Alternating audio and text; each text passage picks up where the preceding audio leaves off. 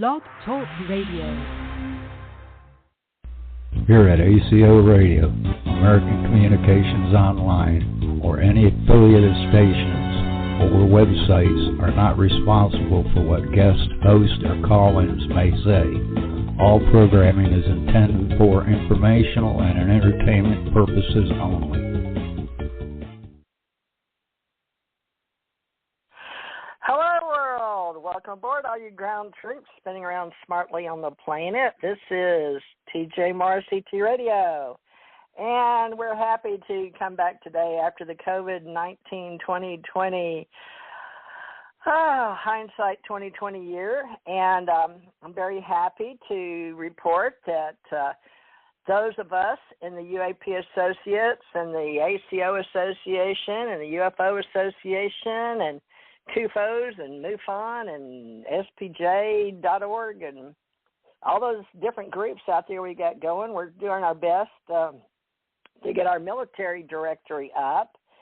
And to help us tonight is Richard T. Knight of Valdosta, Georgia, who's going to be my co-host tonight, and our special guest, as always, Jan Aldrich, the famous ufologist, historian, and we list him with our UAP associates because he has a Project 1947, but most of all because he's been so gracious to step into our ACO Association, Alien Contact Organization, for Dr. Bruce Maccabee, PhD, and Stanton T. Friedman's now gone. We still got George Filer looming around out there with Filer's Files, and Irena Scott's still out there, but we're going to get all our prior military built up here and with Jan Aldrich, and he's going to update us all on what we're doing in New Mexico and how we're moving things from Chicago for CUFOS. But we got all kind of information here. But let me get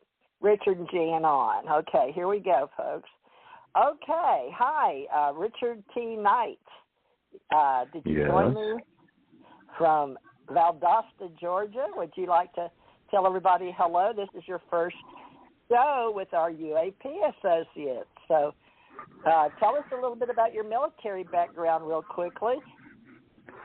Well, I spent a brief period of time with the California Army National Guard, military police, and then later in life, basically the prime of my life, really, I joined the Army Reserve and went into the JAG Corps, and was dealing with lawyers and the prosecutorial and the articles and all that kind of thing. Served as company clerk to my commander, and it was a good experience. All right. And since then you've become an author and an entrepreneur. Let me get into, you're helping me with radio, and you're a pastor for the Ascension Center organization, and also we have in Florida Ascension Church Ohana.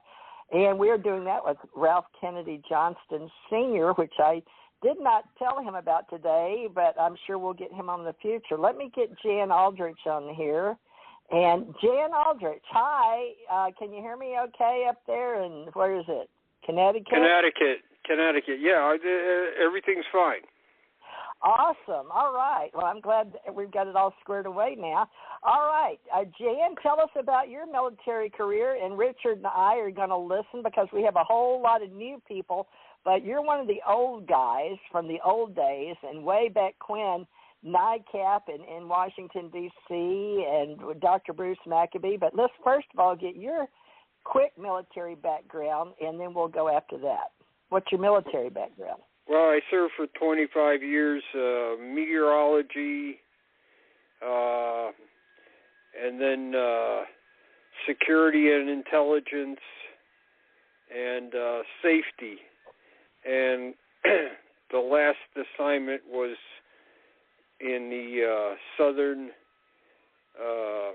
European Task Force in Vicenza, Italy, and I was there were no safety professionals at the time, so they said, here's the books, learn about safety, start inspecting, start working. So that's part of my military career. It's always, here's the books, you figure out what your job is.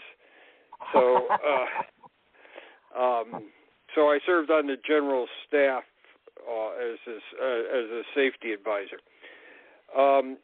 After that, after I left the Army, I worked for the post office for 25 years. So I've been stealing from the government for 50 years. All right. Well, and we're going to get into how you got into all this UFO stuff and start from the beginning once more. Let me just real quick tell you, I started in 1967, going into the government May 10th, 1967, and my husband worked at NASA, and I was in and out of NASA in the typing pool, and then I worked for Nassau Bay National Bank across the street. Got to meet a lot of the astronauts, and then helped wherever I can when they had me come in, library or IBM stuff.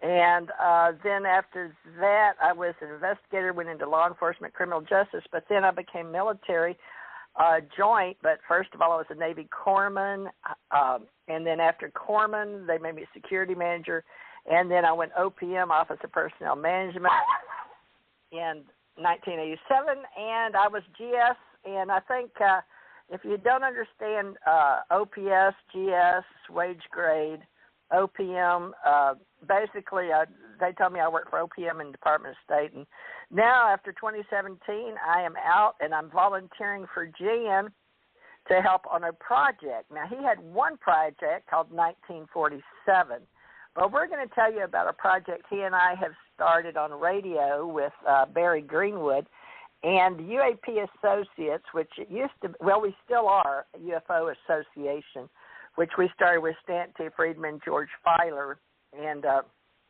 lot of the social media MUFON people, but we're not MUFON and we're not CUFOS, but we're sort of both. And Jan's going to explain that because he has a lot of friends globally, internationally, and so do I in social media. And so what we're going to do is set up an Allied Command Internet relation, or Internet radio, I don't care however you want to use it, Allied Command Intergalactic relations for all the joint Army, Navy, Air Force, Marines in our country, plus around the world, in hope that we can be united in diversity and list all our prior military, because we're working with people in other countries now doing radio shows. So that's the up and top and bottom. Basically, we're creating a directory here. But Jan has been helping on a huge project that I told him we'd try to help him get some old guys, 60 to 85 to 105, if they could still move around. And he's moving his project from Chicago to Connecticut to New Mexico, but Barry Greenwood's also involved. So, Jan, back to you. But let's give people an idea of how you even got involved in the UFOs in the beginning, because I don't have your whole story, and I'm going to have to redo all our stories for the UFO Association. But we're going to start with our military directory, and then we'll flip it over to those that are interested in UFOs. So I'm not sure how we're going to do all this, but you know as much as I do about libraries, databases, tabs. So you've got a humongous task getting us all organized. So we're starting with hardcore investigations, and you said we need a lot of historians and investigators and librarians. So start from the beginning, because Richard Knight is here, and he has no clue what we're doing other than he's involved in a church on Sunday and a directory, military, and a metaphysics on Wednesday. He doesn't know about what you and I do. So give him and everybody an idea, Jan. Well, I started out during 55, 56 Christmas vacation. We had a snowstorm, so I had to go out and shovel the walk here in Connecticut. We get a lot of snow. So I came back in. The snowstorm was rather unusual because it was thunder snow. We got lightning strikes during this snowstorm. So I was we had a stove and there's clock radio on it, and I made some cinnamon toast in the oven, and the house got hit by the chimney, which is near the snow in the wall.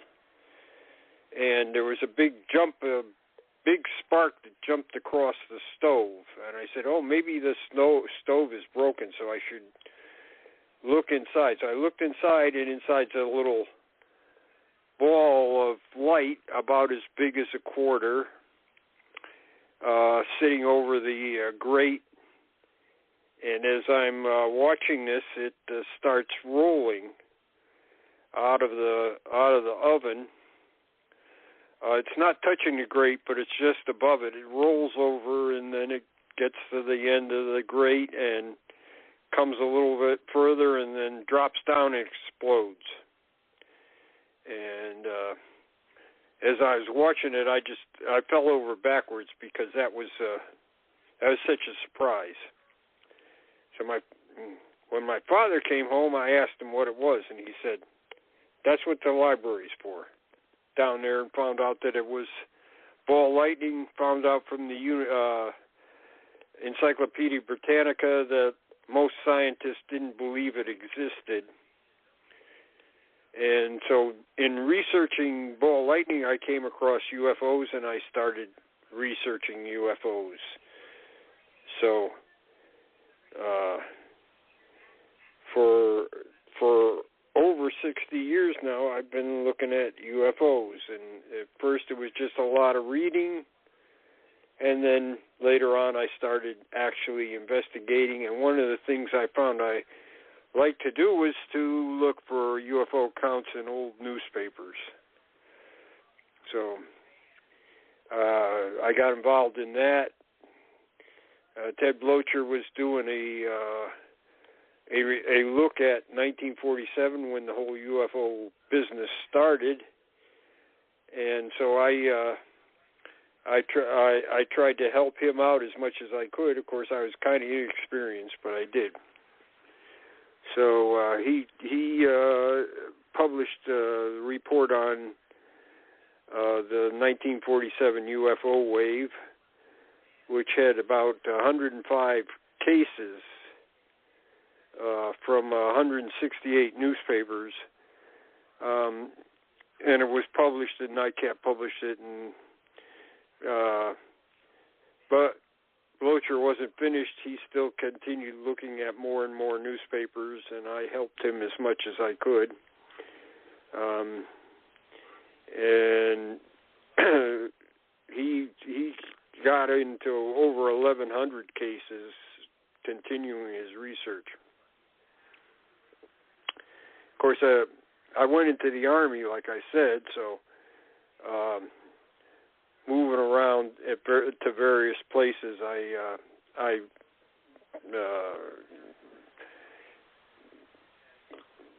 befriended people that were interested in UFOs also, and some of the people were in the Army and the military. When I retired, I told Don Berliner, I said, I think I ought to do a project on 1947. He said, "Oh, Blocher's already done all that. You're wasting your time. He's done it all." So I had to prove that Berliner was wrong. So I went out to the West Coast. I went to Idaho, Washington, and Oregon, and found more and more cases. And I presented that to Don, and he said, "Okay, you convinced me that the 1947 wave is not completely documented." So then, at the time, Bigelow was giving money to the UFO Research Coalition, so I applied for a grant. I got one. I was able to travel around to 48 states and Canadian provinces and Washington, D.C., and went through newspapers and other documents and visited UFO organizations, collecting 1947 material, and decided that this would be my platform for investigating UFOs. So it continues to this day. Started in '95 and continues to this day. And I continue to put stuff up on my website, www.project1947.com. So, and I visited a number of archives, U.S. Navy War College, Air Force Historical Research Agency, the Army Historical Institute at Carlisle Barracks, and other official and unofficial archives around the country and UFO organizations. So I continue to do this. Currently what I'm doing is a little grunt work, but it needs to be done. I am, Barry Greenwood and I are scanning the CUFOS files and our own files too, and a number of other people's files that we have gone ahead and preserved now that they've passed away, like Dr. Willie Smith in Florida, Andy Roberts in England, and several people in Connecticut here.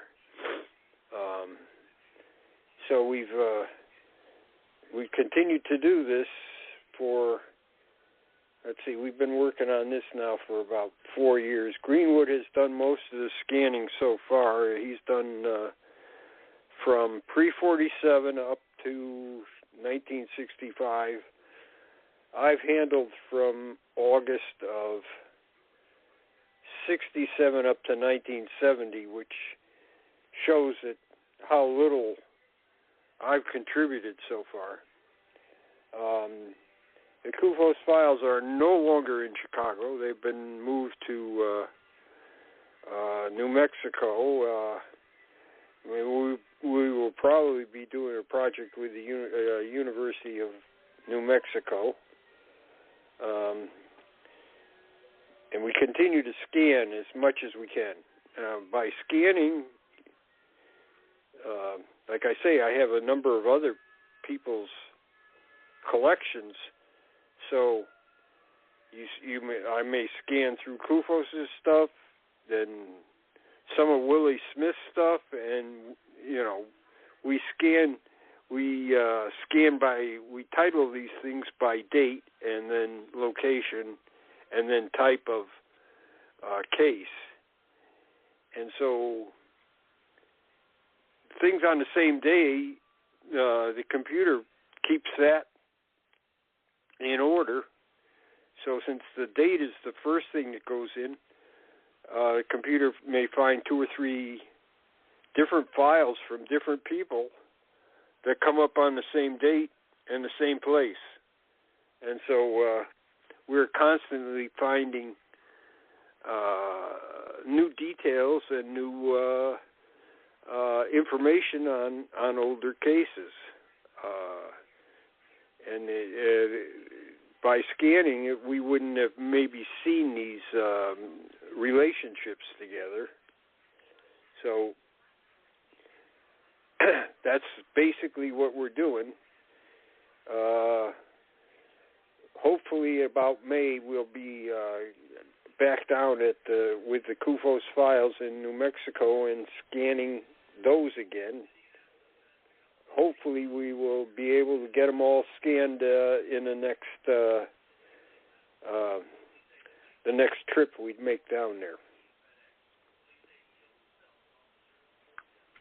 Okay, and people all over the world, and I've just set up ACO International, and I don't know what I've gotten into because I could barely do domestic, meaning North America, Canada, Mexico. So, regarding UFO files and UFO stories and collecting stories of UFO sightings, there's more people doing that than anything. But I'm going to let Richard ask you some questions right now and see if he can spur you on. Richard, go ahead. I've got to take another call. Jan, Yes. in reference to your personal experiences, have you actually, had encounters with UFOs and so forth? And if so, when and to what detail and all that kind of thing? Nothing that's significant. I was on a plane going to the MUFON conference in Texas,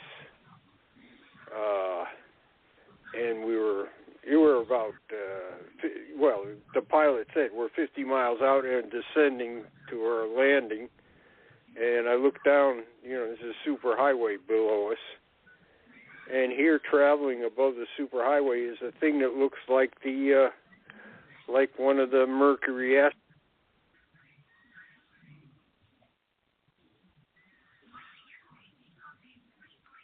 Say again?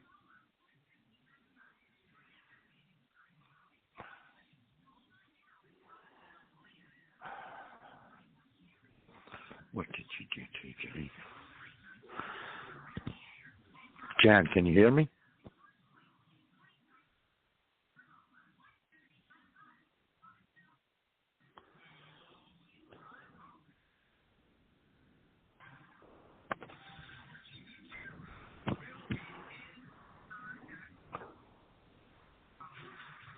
Hello?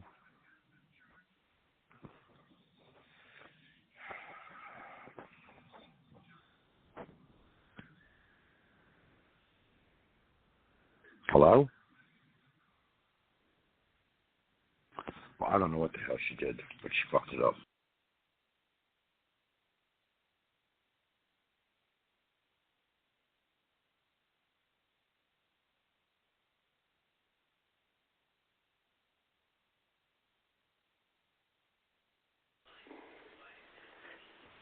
Uh-oh. Are you back on? I don't know. I've just been talking. Richard can't hear me. Okay. I must have. I had another call from New Jersey that was on. Okay. Well, we should be on line. Richard, are you there? Richard must have hung up. All right. Well, I guess Richard hung up, and I don't know what happened to the switchboard, but it says we're recording. So, do you remember where you were? He couldn't hear me, so I said, well, I'll just keep on talking then. I don't know. Oh, okay. Well, I've got you, but now I don't have Richard, so right.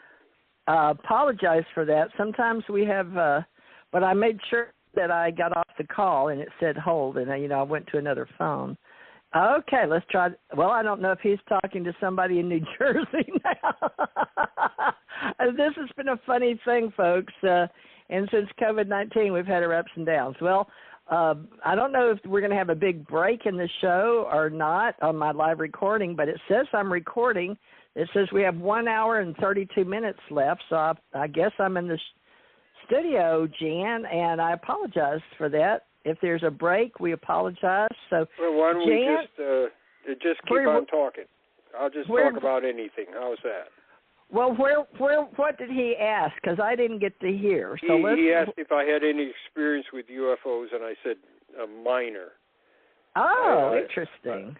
I had one going to the San Antonio MUFON conference just before I landed on the aircraft. Okay, so. And I will call back while you're talking and see if I can. Yeah, okay. Get him So back. I'll just. You just keep as everybody talking. knows, the Director of National Intelligence just went ahead and said that the government has a lot more UFO material than people know about. So let's talk a little bit about that. That's kind of pulled the rug out from DOD because he has gone ahead and said, hey, he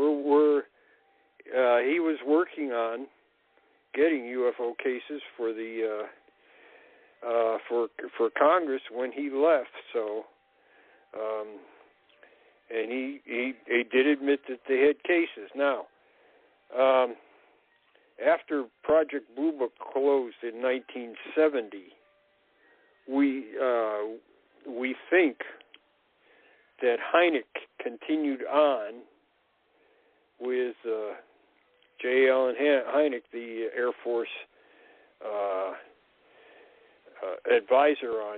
scientific advisor on UFOs. He continued on from 1970 to 1973 in some kind of a contract with the Air Force.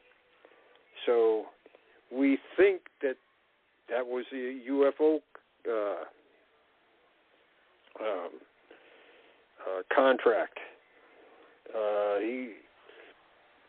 It was apparently terminated in 1973, and then just shortly after that, he organized CUFOS.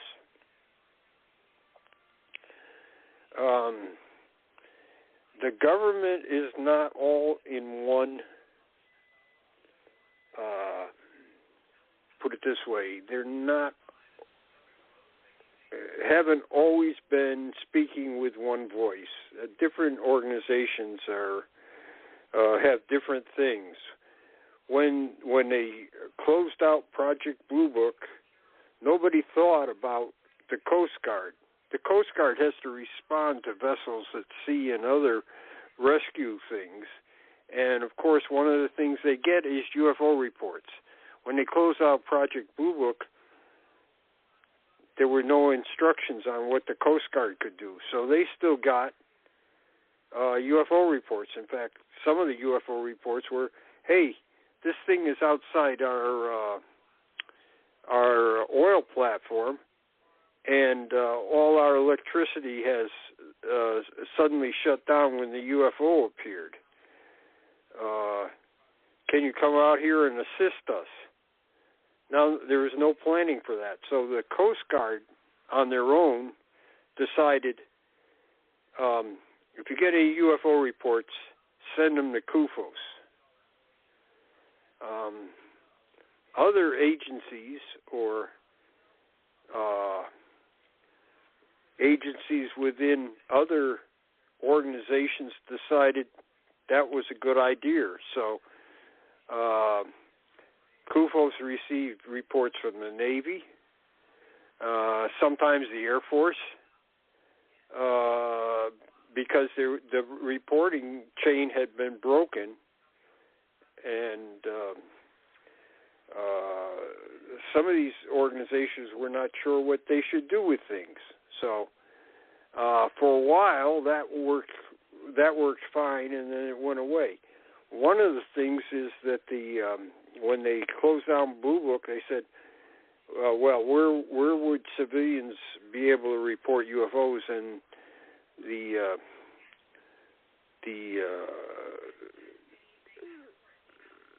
it was said, well, the police will take them from now on. Nobody consulted with the police if they wanted to be in the UFO investigation business. So, I mean, they didn't know what was going on. So Hynek and CUFOS got with the FBI to discuss that, and the FBI didn't particularly like that the police had suddenly been given this extra mission that, the FBI didn't think was right. And so the FBI set up a hotline with CUFOS so that police could call CUFOS headquarters with UFO cases. So I know in my own state here, there was a network of police organizations that they'd get a UFO report and they call CUFOS on a toll-free line and give them the details.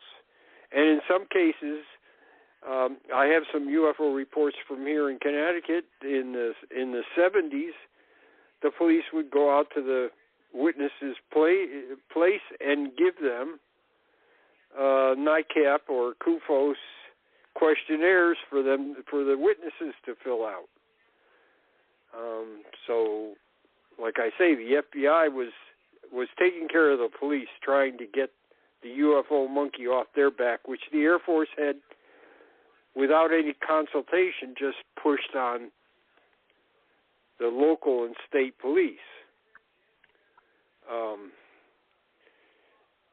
I guess that's where we are now, because Homeland Security doesn't take care of it. Who in the government takes care of it? Because all of us associations out here, I'm getting overwhelmed myself. It's it's a daunting task to handle people's phone calls and emails. When I talked to Walt Andrews, he says, "Well, don't tell anybody." But and this is in '96. When I talked to Walt Andrews, he says, "Oh, don't tell anybody, but NORAD gives out our phone number so people can call MUFON." I said, "Really?" And he said, "Yeah." So they a lot of civilians are calling NORAD all the time, and so now they have somewhere to report this. They can just let us know. So well, how long has that been going on? Since what year? I'm not sure. He didn't tell me. He said they've been doing it for a while, though. This is in 96, so they've been going on for a while. It's been going on for a while. And he said, civilians call them up, they give them the number.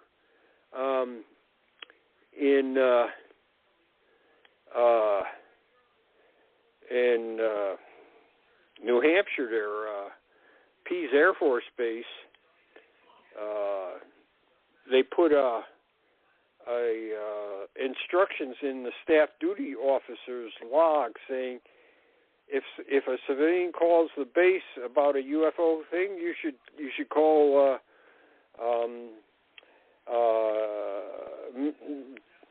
Jeremiah, the local MUFON state director for New Hampshire, and give him your case, or give so in a number of incidents, the government was actually sending cases to UFO organizations. I know that about 1984. I know about 1984. The UFO hotline kind of fell apart because there was not that many UFO cases. So. Well, do you have okay, so J.L. Einig talked to me 85, I guess 86. He may have been the man that came out to Lowry Air Force Base, and since I didn't know who he was, I'm starting to think that's who he was, because he took me out and told me my Q clearance, and then later on I got the above top secret, right? But I already had the Majestic 12 or Madge 12 badge, and then I had gotten that document that a lot of people don't think it was real, but we got a manual, right? So when he met me, I think he was going to Edwards Air Force Base as secretary. I was supposed to meet his secretary. So what happened there? But you said you didn't talk. That was 86. I have never talked to Hynek. I never talked to Hynek. Well, where were you when I got pulled back in or active duty again? They brought me in from Africa or UK, European theater. They brought me back in. From 1984 to 1994, I was in Europe. So you were over in Europe like two different I was. places. I was in two different places in Europe, in Germany, and one assignment in Italy. All right. Now you remember, I know you and I talked about. I was in nuclear capable units, so Yeah, they put us all in nuclear for some reason. All right, now Bob Dean was over there in Allied Command, and he was in he was in NATO headquarters. Okay, he worked NATO, and I don't even know what I worked because I was in Joint and Allied Command, Joint Chiefs, Pentagon, anybody, NSC, National Security Council. All I know is our orders came directly from the president. But I don't know what J. Allen Hynek was trying to tell me because I wasn't in uniform that day, and he was telling me that something was not funded and that he was moving from stuff from Chicago to Colorado, I think. And he had gotten his some woman that was going to help him move to Colorado. Do you remember that break in there when they moved? You weren't. Wait a minute. That's what you're saying. You were in Europe when all these transfers were going on, right? Yeah. When Hynek left CUFOS, he took about a little over 1,000 cases with him, and went down to Arizona, I think it was, and he met with Willie Smith in Florida, and the two of them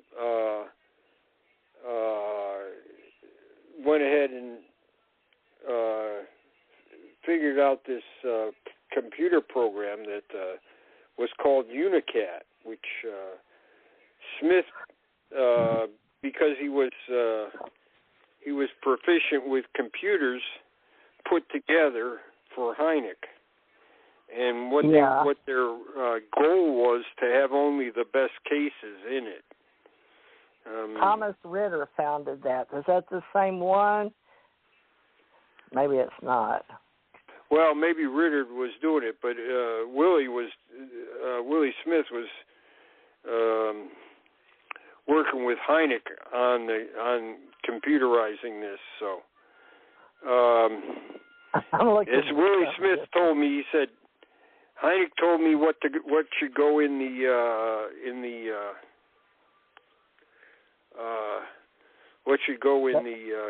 computer list. Yeah, what the cases should be there, and he said I just put them there. And I kept the program up. So no, I'm thinking of something different. I think, but Willie Smith, you and I talked about. But I thought, was he in Miami or Orlando? Because I'm in Gulf Breeze now, but they kept trying to get. He was in Miami Beach, I think. Yeah, Miami. Okay, we got a guy down there. Okay, good.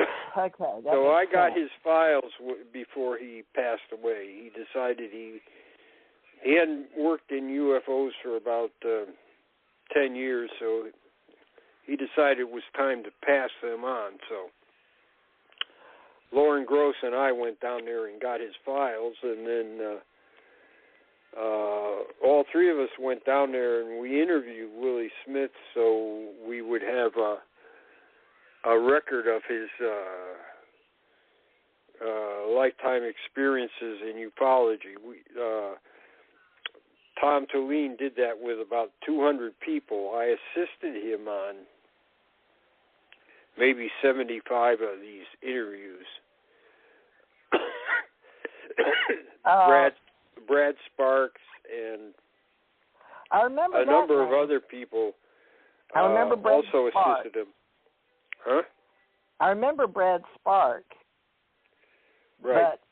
But Willie Smith, they interviewed Colonel Friend, who used to be the head of Blue Book. They interviewed Robert Olson, who was for a while the head of Blue Book. Tom and I interviewed Rothstein, who worked at Blue Book. We did about 200, like I said, about 200 interviews. Tom did most most of the work, and I assisted him, like I say, on about 75 interviews. We interviewed officials, witnesses, other people involved in UFO research. Interviewed Klaus Vaughn when he came to the United States about UFO Sweden. Oh, Brad Sparks, Scottsdale, Arizona. Now, wasn't that Center for Against UFO Secrecy, Brad Sparks? Well, he was in CUFOS, for NSA. it was against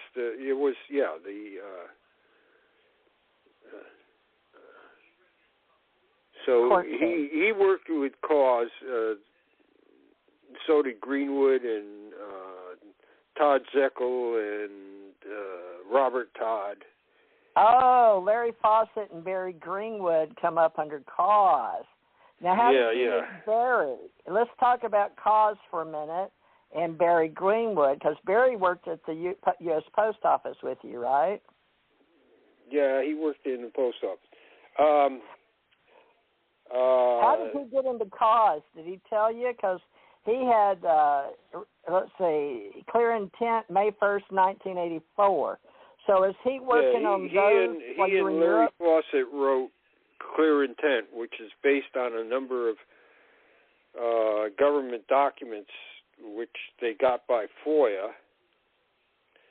And after the book was written, of course, there's always updates. So bingo. There had been a magazine called Just Cause, which was run by CUFOS, and Barry said, nobody was working it at the time, so Barry asked if he could revive the Just Cause to talk about updates of the book, because as soon as you write the book, it's obsolete.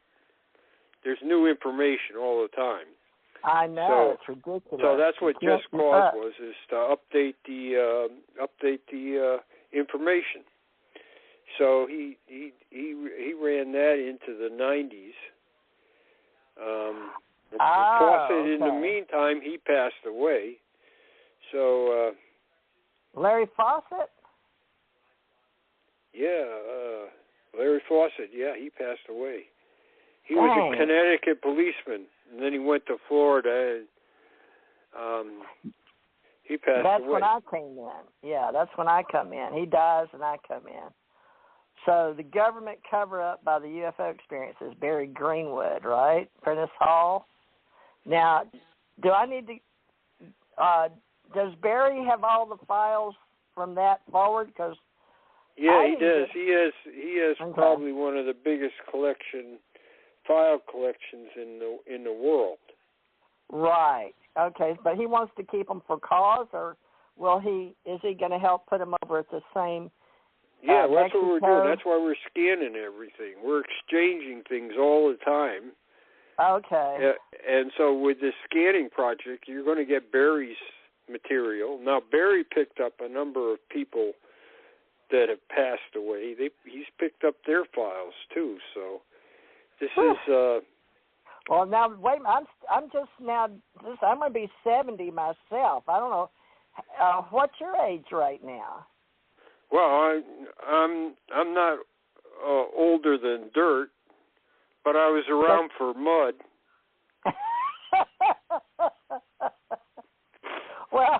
So I've been here for a while. Why don't you let Barry come talk to me about some of those files? Because I was out of country, and then I come back in and get swooped up by the tall Nordics in Navy uniforms. Well, Barry was the one that started the CUFOS scanning project, so he's the one that started this. And he's been doing other things since then. So one of the things he did was he found the National Archives of Brazil had a giant newspaper collection, which was available to anybody that had a computer. So he started, now he doesn't speak Portuguese, but he started looking for UFO stories in Brazilian newspapers, and he's not looking for things that are repeated in the United States. He's looking for things that are around the world. The Brazilian newspapers have things like Agency French Press and Reuters, which were not carried in the early days in American newspapers. Yeah. So by looking in the Brazilian archives, he came up with about 6,000 UFO stories from the 40s, 50s, and early 60s. He's still got more to go, but he's taking a break right now. So I think 6,000 stories is quite a bit. I'd say so, yeah. Yeah, it's better. The Brazilians even say, "Well, we don't have as good a archives as you do on these stories." So they were surprised. He also did the same thing with Sweden, going back to the 19th century, then the ghost flyers in the 30s and early 40s, and then the Second World War stuff in Sweden, and then the ghost rockets, and then UFOs. So Sweden went from ghost rockets right into, in 46, right into UFOs in 47. Some of the same people in the government, the Air Force intelligence people, they went from collecting ghost rocket accounts to collecting UFO accounts. So he's got about 3,000 Swedish items. He doesn't speak Swedish either, so but he knows how to. He knows how the keywords, so he can get items like that. Also, Sweden has newspaper contacts with Agency French Press and Reuters and Scandinavian wire services and things like that. So that's a pretty good thing. And we've also been collecting newspaper accounts from rather weird places like Papua New Guinea. Of course, the Father Gill is the most famous from 1959, but we've been collecting stuff in the 60s and 70s from Papua New Guinea, Fiji, and countries like that. And you can do it over the internet. Getting into archives and things. Got stuff from South Africa and items like that. So it's an international thing, not just the CUFOS scanning project, but it's further. It's just we're still expanding the amount of material that's available to people. Well, I told you I could help with, try to get veterans, volunteers, and setting up a directory, but internationally, people are contacting me, and I can't speak all these languages, and I'm just going to go with this Google and add the translator, right?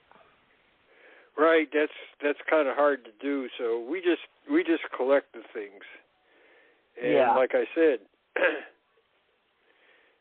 6,000 items from Brazil is quite a bit. Well, people are talking to me in Japan and other countries, Spanish and Portuguese, and they'll somehow. I'm not sure how this is going to work, but we'll do the best we can with radio and YouTubes because those help a little bit. At least we can see who's who in what country. And I want to keep doing that with you and Barry and how we can do all these books that everybody's writing. But now, have you heard anything about they're supposed to release more information? Because are you familiar with that ACIR? What is that? I put it on UAP, Securing Government Information Data Developing Countries. I know there's a firewall. Well, that's what Radcliffe said. They were preparing when he left as Director of National Intelligence. They were preparing material to send to the Senate. So there is material there. He's, and I probably will put in a FOIA about that. It's asking me more or less said that they prepared material to go to the Senate, so ask for a list. Huh. A list of all the links or all the files everywhere? Because a list of I don't files. know how to.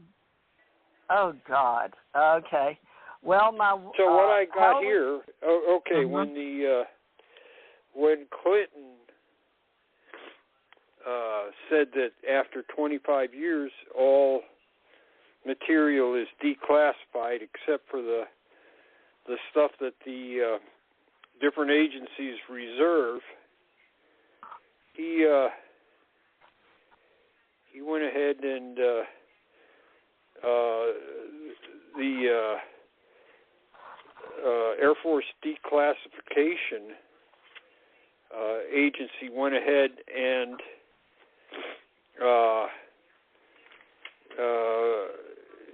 said, hey, we need a inventory of what we have that needs to be declassified.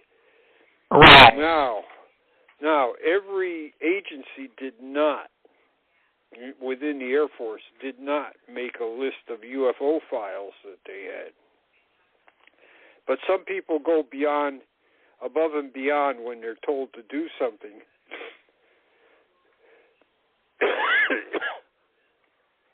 So there's a declassification index that the Air Force made, and Robert Todd got a copy of it.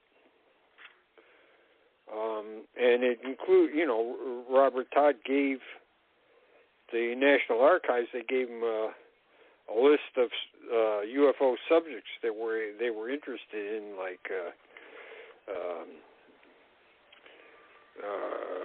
UFOs, flying saucers, flying discs, green fireballs, things like that.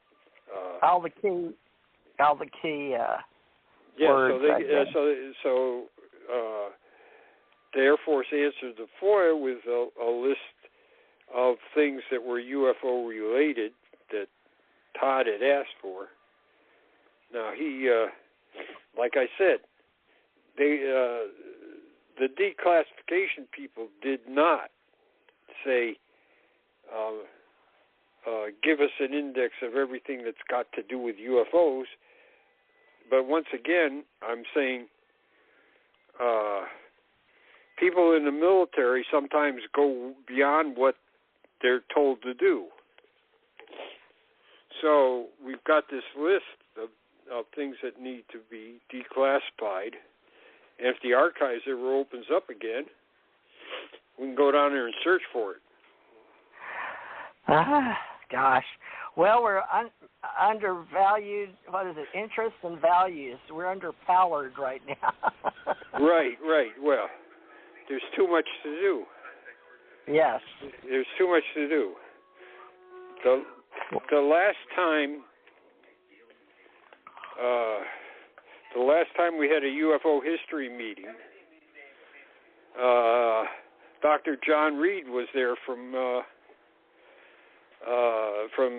Johns Hopkins University, and we started talking. And he said, "What do you think needs to be done in ufology?"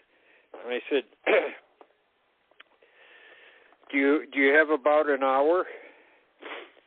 And so he said he took out a little pocket notebook, and I started telling him about the things that I thought should be done in ufology, and Tom Tallene came over, and he started talking about things that needed to be done. And he says, "Well, who's going to do these?" And I said, "Well, the mythical Institute of Ufology." I said, we're going to send people all over the country from this mythical institution to do these tasks. And he said, "What are you talking about?" I said, "There's more to be done than we have people to do it. Most people are not interested in any kind of grunt work like I'm talking about. So it's a mythical organization which will involve thousands of people." And he would ask me about this topic or that topic, or he said, "Well, what about things in the archives, or what about people that have been involved in ufology and have been in government work, and their papers are at government institutions like the Naval War College," had Bertie Baruch. And I said, "Well, Bernard Baruch Jr., I went and did that, but if there's somebody else, we need to send the people from the Institute of Ufology," which of course is fictional, because there's nobody else to send. I said, "I can't, there's too much work and not enough people." And a lot of people just want to, their thing is to post on social media. And just recently this has come about. Now, the Canadian government and the Royal Canadian Mounted Police and the Canadian military, they still get UFO reports all the time, and they send them to the University of Manitoba to a science writer named Chris Rakowski. He is the point of contact for all government information in Canada about UFOs. He has a huge collection, not only from the government, but from his own efforts. And now, what university is he with, Chris Rakowski? The University of Manitoba. So now they have. He's turned all his material over to the University of Manitoba, and they're going to scan it. And they needed, and what they needed was about $25,000 to preserve this material, get new material, and scan what they have. Now, if you look at the number of people that have contributed to this $25,000, it's a lot of poor people. And all these people that make big money going around and telling people about UFOs at these conferences, none of them have kicked in anything, even $5. Well, they're not interested in the historical value or the research.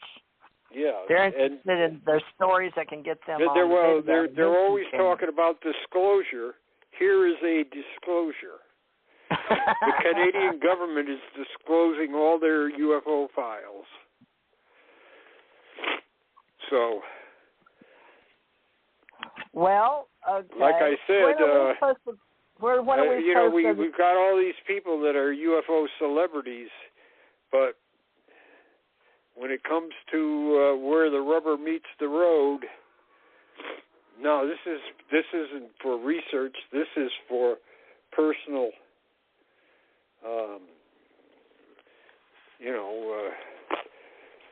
personal gain.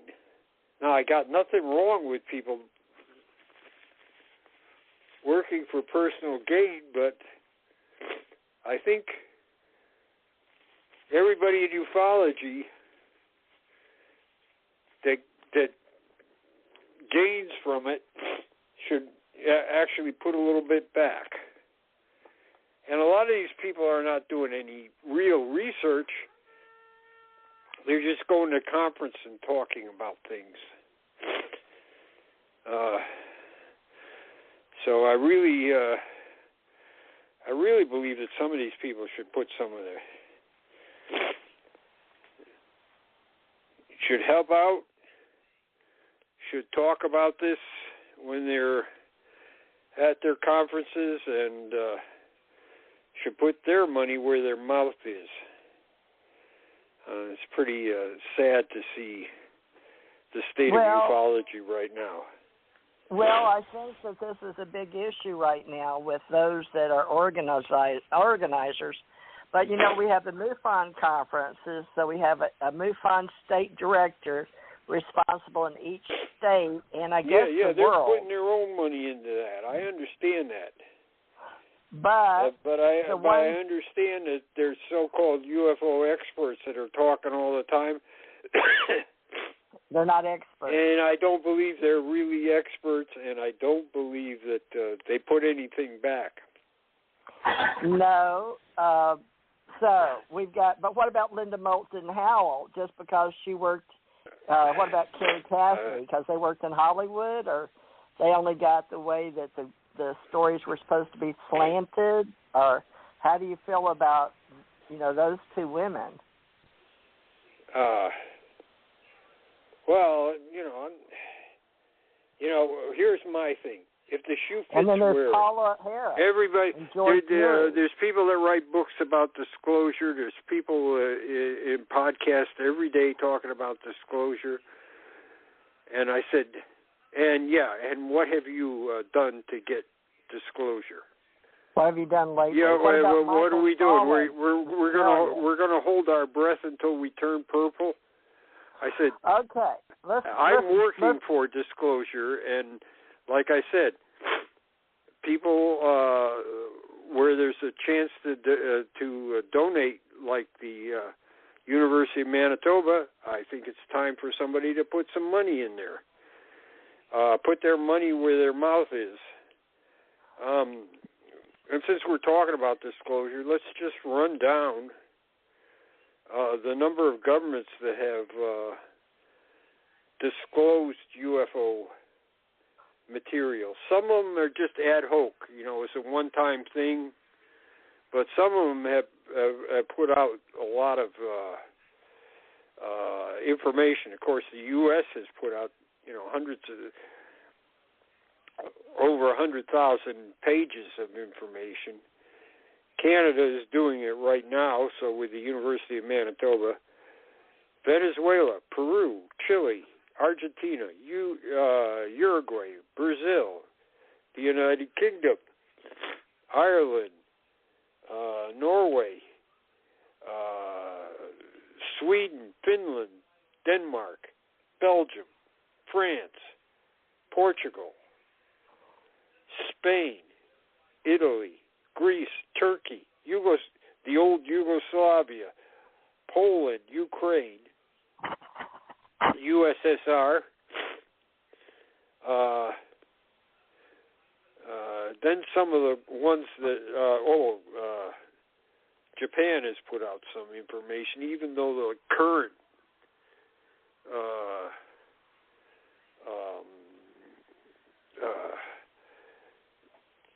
Minister of Defense says we don't have any information, but they have put out information in the past, so apparently he's not too well versed with what's been done.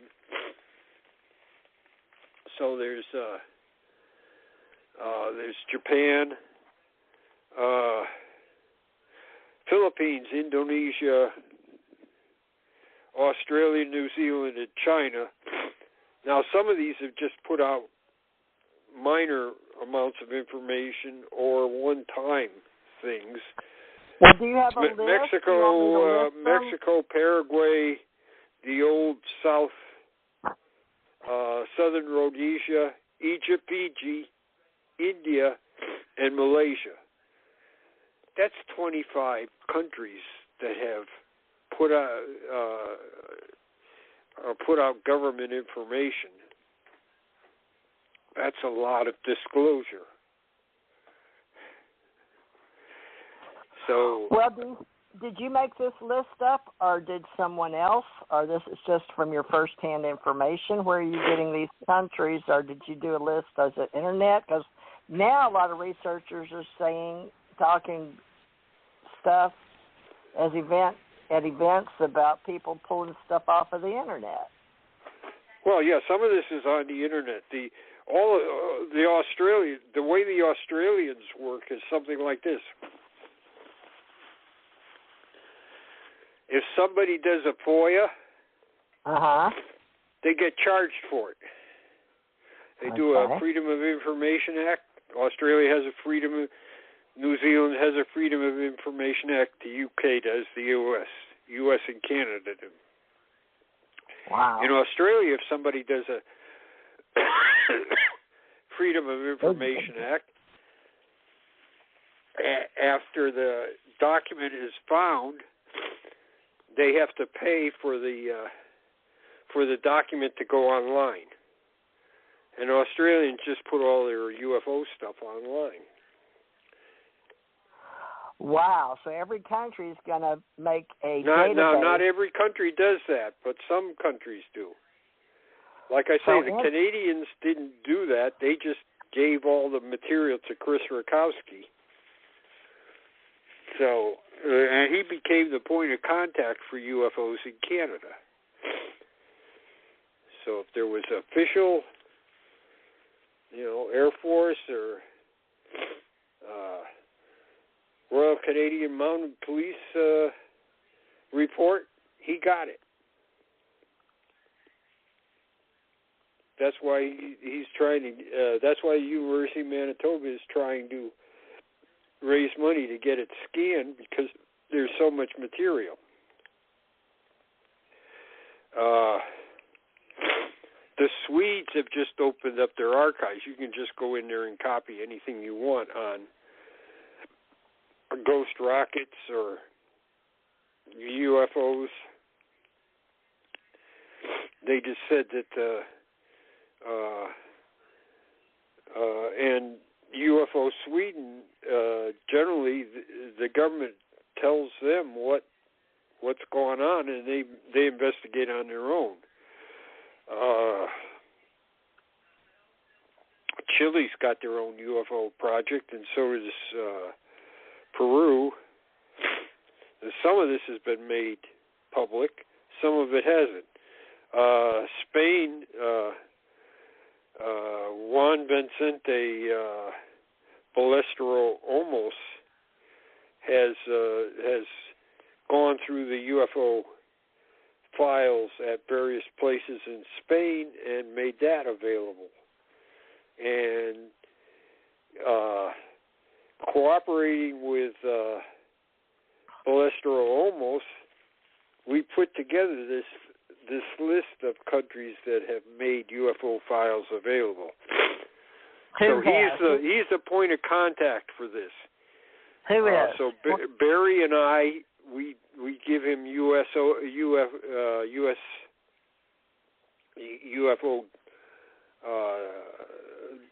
list of documents that have been made available all the way back to 1947.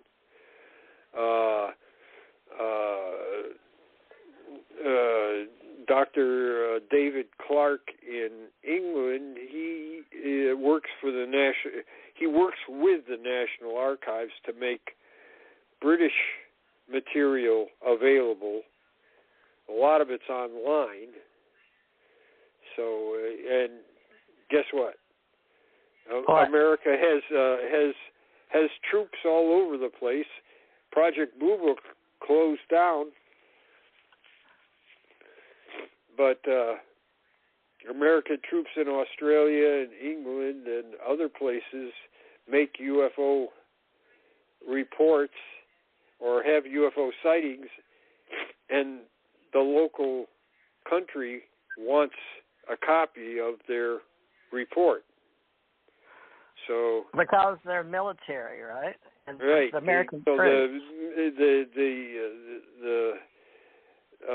In fact, sometimes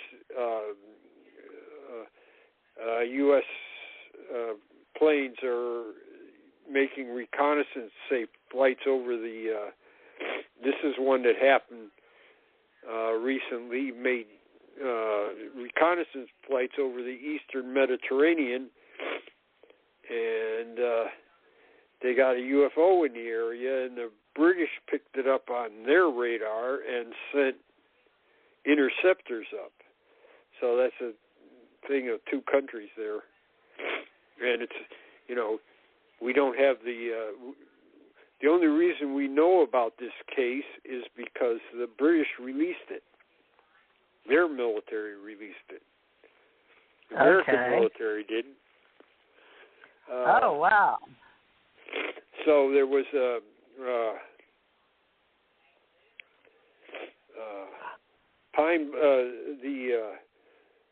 Australian listening site in Australia. The Americans had a UFO sighting on the base, and you know, this is years after Blue Book again, but it's in the Australian UFO case files because the Australians had the Americans fill out a report form. And I've got several cases where the Americans were involved in Australia. They saw UFOs while they were flying planes with the Australians or by themselves in Australia, and they're in the Australian case files.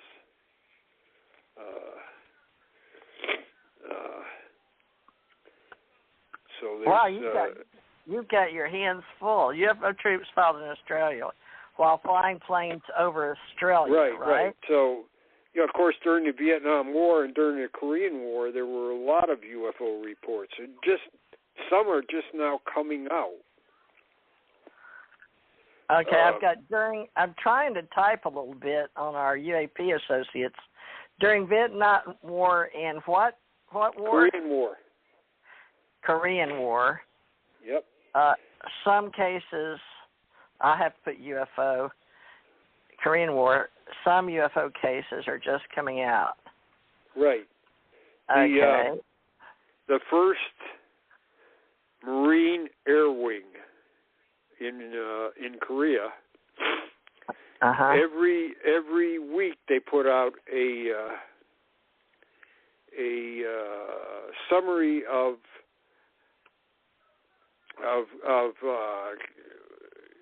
combat in Korea, and so this weekly summary came out, and UFOs were one of the category. Okay.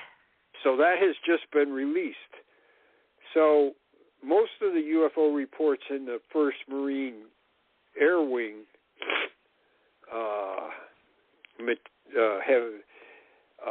are also in Blue Book. They're also in Blue Book. But some of them aren't. And just like everything else in the government, some of the stuff in this 1st Marine Air Wing material has more information than is in Blue Book. So if you go to my site, you look at 1953, go to April 14th, Northern Japan. There's a summary of a Navy intelligence plane flying back to Northern Japan. They've been on an intelligence mission towards the Soviet Union, and they were flying back, and this UFO was detected on radar. It's a big one. It was a big one. And then all of a sudden, there's 10 smaller UFOs, and from the Navy report, it appears that the bigger UFO was directing the smaller UFOs. The Navy plane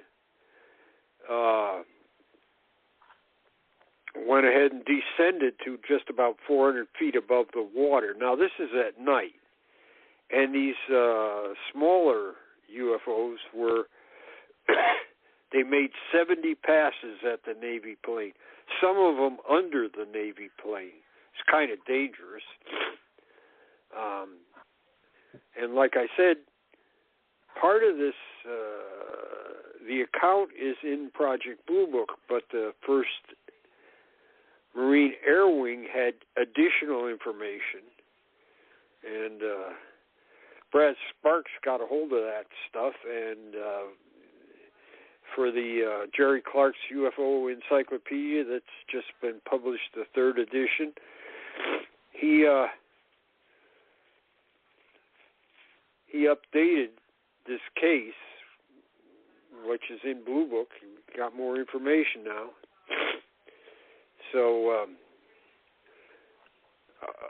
other agencies of the government may have additional information on cases we already know about that are in Blue Book and elsewhere. And we found that several times. That's a quite common occurrence.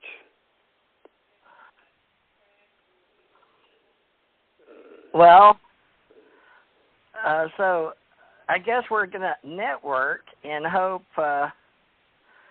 people that are really interested in alienology and ufology and cosmology, I guess any of these, alienology, cosmology, well, just history, what else? Seems like if they were in 40, but I'll put history, I'll put ufology, are all welcome to learn our, I guess, train the trainers. I guess we'll do it online. I don't know how we're going to do it, but we got to find out. We got to find out who they are and what they can do in what state if they're in the U.S. And then who do they contact around the world? I'll just put, we will do our best to, I guess we're going to network the entire world for our needs. Well, it's really for our historical archiving.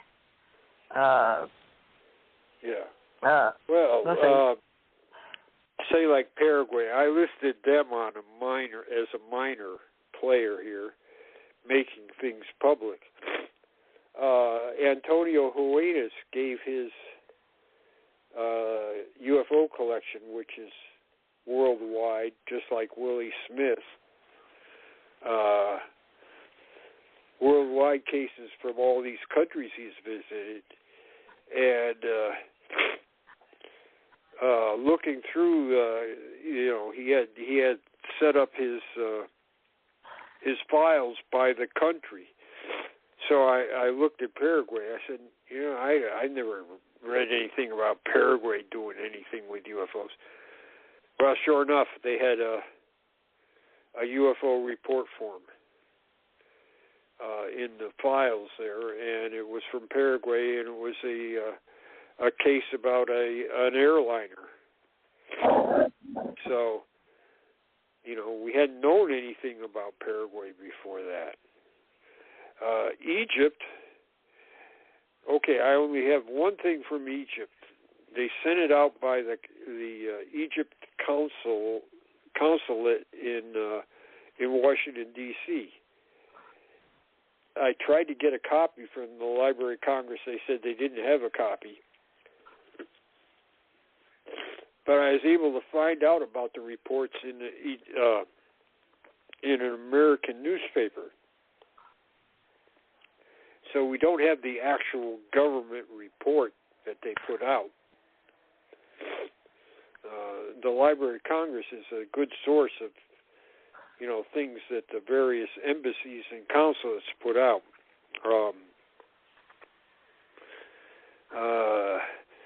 Southern Rhodesia. So that's now Zimbabwe. But in 1952, this colonial official was traveling north in southern Rhodesia on a highway, and this UFO apparently was leading him, was ahead of him,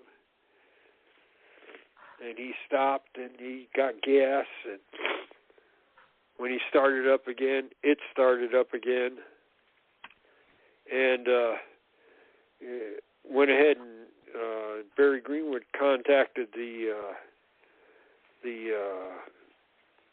British Library, and they had a copy of the South Rhodesian government's report on this case in 1952, and it's a close approach case, which there's not that many in 1952. So this is kind of a unique thing.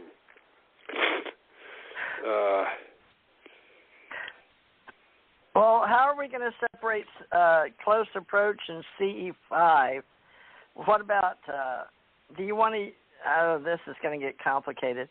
On alienology, where would you, on close approach, is that under J. Allen Hynek's separation of CE 1, 2, 3, 4, 5, like we use on the MUFON investigator? Right. Old train the trainer. Close approach, close encounter. So this is a close encounter in southern Rhodesia, which it's one of the things we don't, we're able to get. We didn't have to pay to get it out of the British Museum. They just made us a courtesy copy. What website do we put on close approach CE5 category? I don't know. Well, in the scanning project, I'm not doing that. I'm not doing CE5s. The reason is there's too much personal medical information in there. People don't need to know if one of the witnesses or one of the abductees wet their beds till 13 years old. They just don't need to. We don't need to have this kind of personal information. Now, for people that are doing serious research, it's necessary, but to scan it and make it available to everybody, I don't think that's right. So we are not scanning CE5s. We're putting them aside because this, like I said, a lot of the information in these cases is very personal and maybe embarrassing. Well, what are we going to do with the CE5? Are we going to, because it's open source? I said I'm not going to scan it.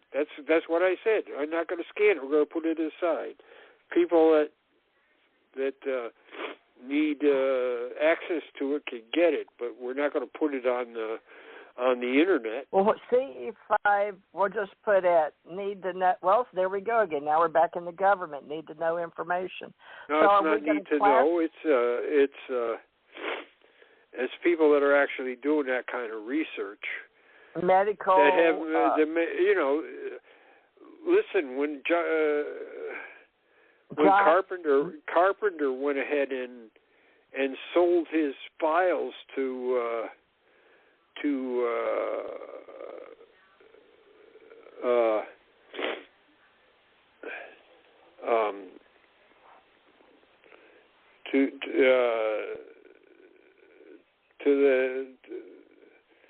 oh God, I'm losing his name right now. I do that all the time. Yeah, I know. And I know exactly who it is, but I can't I just can't. That's it's okay. been abducted. Anyways, he's been abducted, or the information's been abducted? No, my memory has been abducted. Anyways, that was such a big deal in ufology. Oh, it's so terrible, terrible, terrible. So what? I mean, the guy that bought the information he can't be said that he's not a ufologist. So, well, if he was paying the money, it was a huge amount, or was it a collector?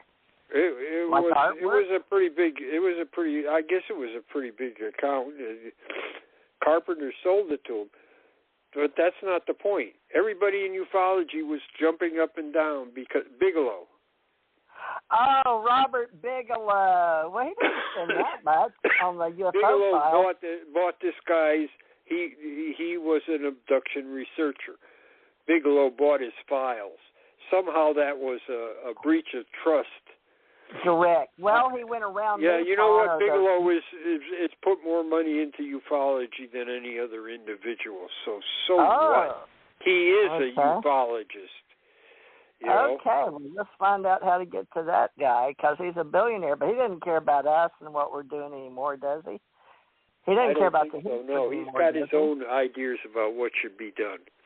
It's different from most everything else. He worked with MUFON for a while. Yeah. Well, but that's why we're not. We talked about what we should do with CE5s, and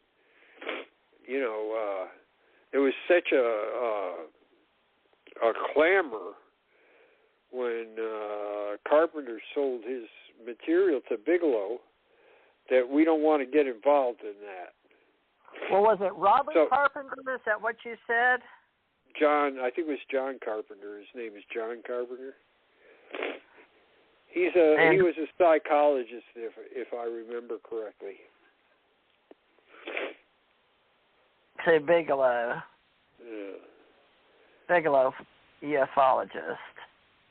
Let me see if anything will come up. Bigelow is a ufologist. He's got giant library of UFO research. I don't see why everybody acted like it was a breach of some type. Yeah, a major breach, but the same thing is the abduction researchers trade stuff back and forth all the time. I said at the time that John did this, I said, I think this is mainly bull butter, because I think that nobody cannot, that Bigelow hasn't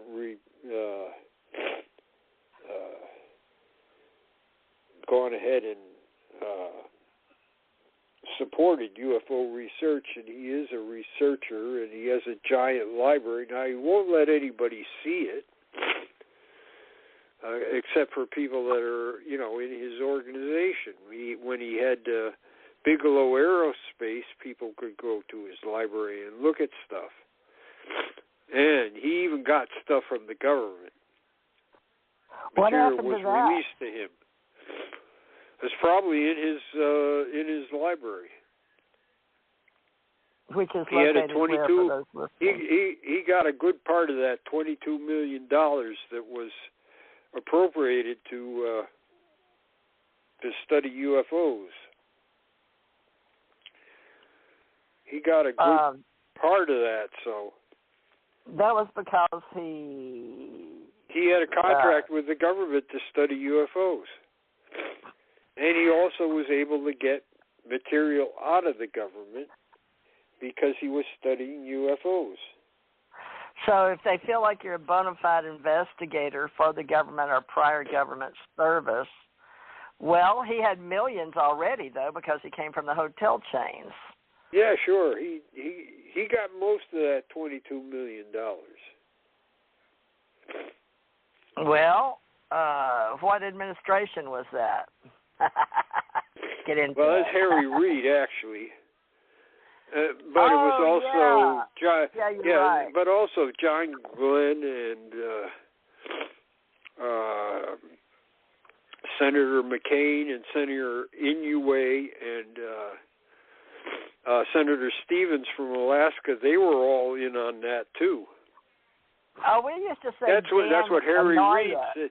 That's what Harry Reid said. He wanted bipartisan. I went to see Dan Inouye, or Inouye, as you say, in Hawaii. I wonder if that's how. I'm always wondering how I covered all this UFO stuff. So he was in on it with Senator McCain and Harry Reid. Okay, there's a whole story there. Did y'all have that written up? Huh? Do you have that story written up with John Glenn and Harry Reid and? No. No, because I don't know. There's so many holes. I don't know that much.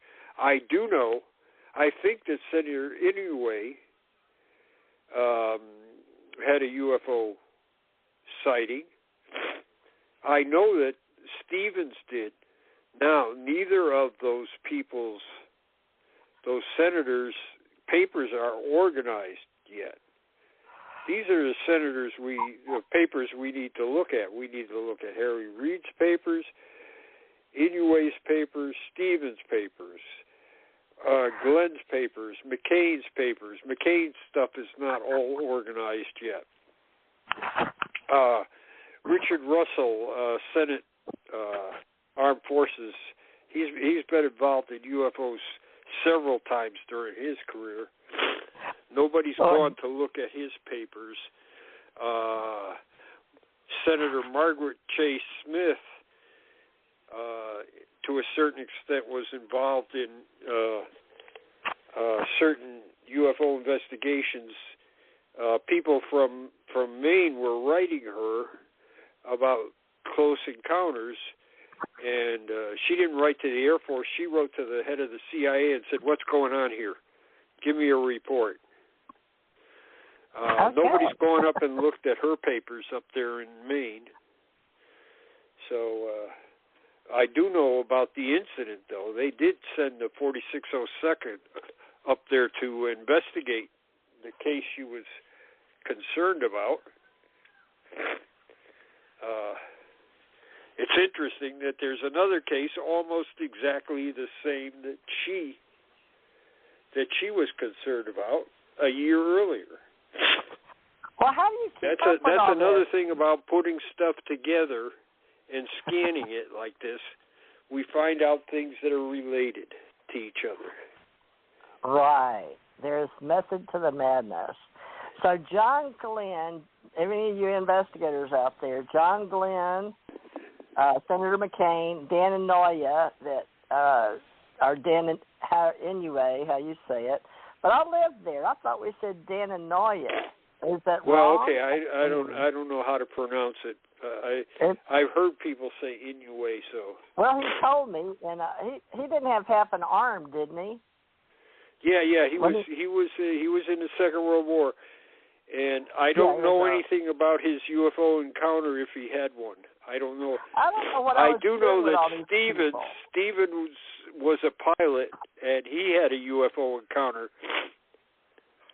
Well, somebody was sending me around the world putting all these papers, but I don't know if it was the National Security Council. I guess it was, but it was before we had Homeland Security.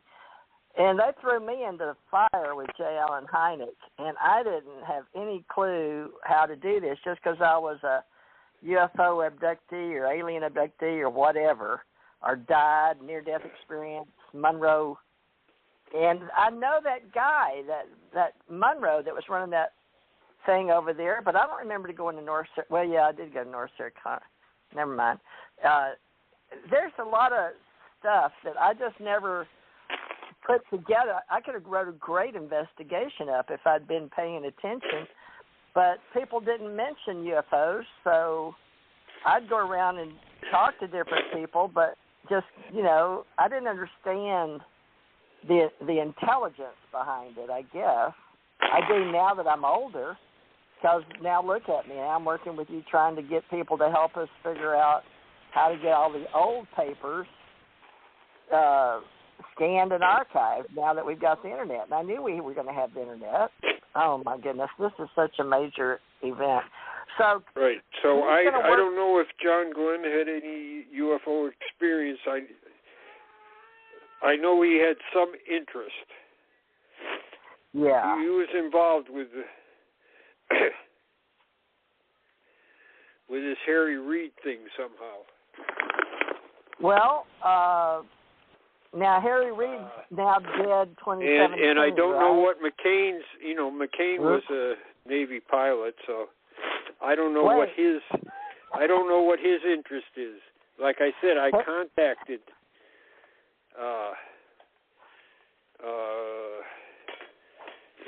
I think his papers are going. It's going to. Anyways, wherever they're going, I contacted the. I want to say it's the university in Arizona, but anyways, they said no, we haven't got all his papers yet, and we haven't sorted through all his papers yet. And that's what they told me on Stevens, and that's what they told me on Inoue. But I do know that Stevens said something about he had a UFO encounter while he was a pilot. So yeah, I talked to him. He was a believer. I don't know about Inoue. I know he was working with Reid. To his office. And then, see, Reid was a LDS, and I was an LDS, Latter-day Saint, back in the day. Right. So, but he's still alive, right? Right, Reid is still alive. I don't know why he's interested. I think he's interested because Bigelow is. Well, it's because of space exploration, and we're doing the minerals. We have a space race to the moon and Mars, but it's all about, well, like right now for the cell phones, we have to have that black, it's mineral. It's called, they're mineral miners looking into the future. It's like, what's his name? Gates just dropped 50% of everything in the internet. We're doing all this cyberspace culture to go into space, off planet with half his money into cyberspace, biotics, and AI technology at the highest level, right? Because we're all going off planet now. So, those that can afford it anyway, they'll be the dwellers and the travelers. But see, they're unless they can do something to hurry up and put this. These people, Gates won't be around. We know Reid may or may not make it. So, but they're just not going to be around because they can't live through. Well, Margaret Trey Smith isn't around anymore, but her papers are in Maine. And Richard Russell, he was involved with UFOs a number of times during his career. He demanded reports from the Air Force and things like that. Well, you notice a lot of these people are LDS because that's in their belief system because of the, the Pearl of Great Price, the Book of Mormon, and Kolob planet, and knowing that they have an empirical situation with male and females and, doing terraforming. This is all common knowledge. It's just like those that are separate by the top 1% financially that have bred reincarnations into their family's knowledge. And then in Germany, the top 900, there's got so many billionaires over there. I can't even be a good journalist anymore at my age, 69, because there's so much knowledge available that really goes into alienology, cosmology, and ufology now. So I'm asking for people to just come help set up how we can do it in internet, cyberspace culture domains, right? But people want to do their own thing, and a lot of them are just wanting to hear contactee stories now, our ascension stories, reincarnation, our ascension masters, our fifth dimension. I've set up a 5D experiment or experience group myself to see how we can all work together, because it's unity and diversity right now. But we've got to get all this. And are you saying that, now what about NSA? Now we're doing all this data building, all these huge data bank balkanization is what we call it. Why can't we do all this the yucky stuff, the dust and the old papers?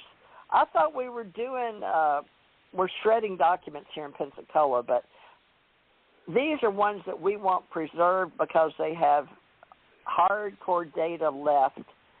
So we need people that are interested in preserving some history and putting in databases. And that's all. There's stuff that's destroyed every day. Fort Meade,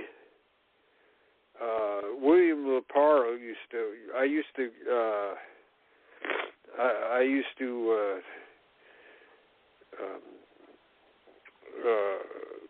we used to collaborate together on things, and he had some kind of an inn at Fort Meade, and when they were destroying stuff that had might have some relation to UFOs, yeah, they would contact him first to see if he wanted it before they destroyed it. At Fort Meade? Yeah. That's where we were doing studies between Russia and North America, right? For even the Monroe Institute stuff, 85 on up, Stargate and all that. You get it? I'm talking about how that related. And a lot of people were arguing, apparently when I got into the game at a higher level at Fort Meade, I thought that was supposed to, are you telling me that they're throwing away, they're getting away stuff already, shredding it instead of scanning? They had stuff mostly from the early 50s and from the Second World War. Jesus. And they don't have the manpower. They'd ask Leparo if he was interested in it, and some of the things he was interested in. And I think that's how they got the 900 pages of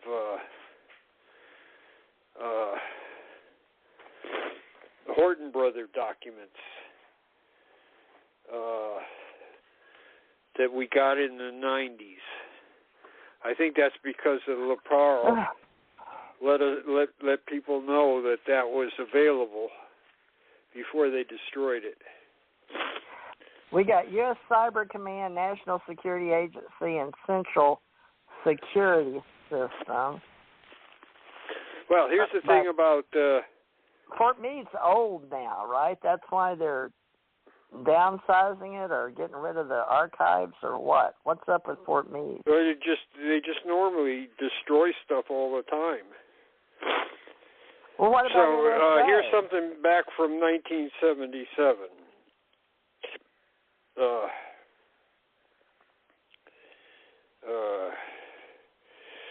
The Defense Department now reveals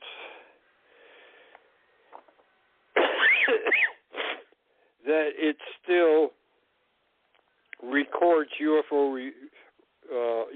reports.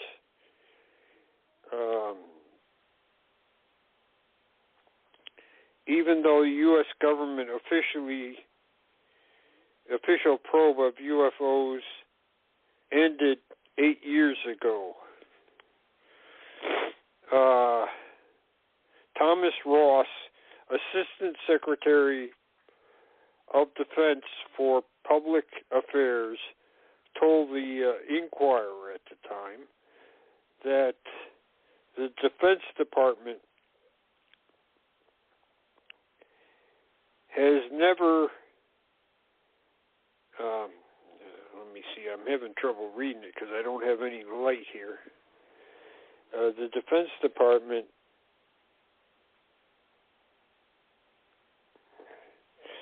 ceased investigating UFOs, and that the okay. I don't know how many reports there were or have been, or what the frequency is, but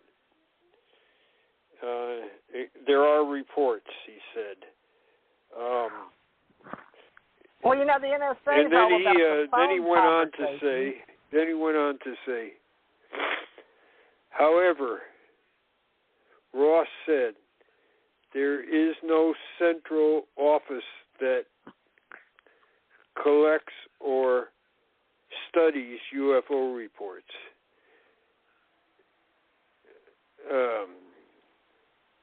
They are to be reported to the National Military Command Center, to the Joint Chiefs of Staff, to the various pertinent commands, and then they are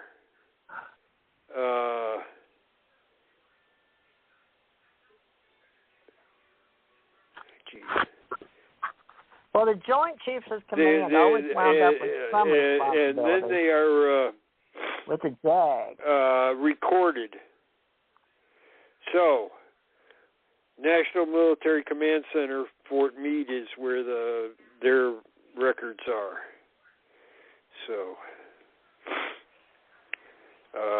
and I have seen for 1984, I saw the yearly report for 1984 at the National Military Command Center of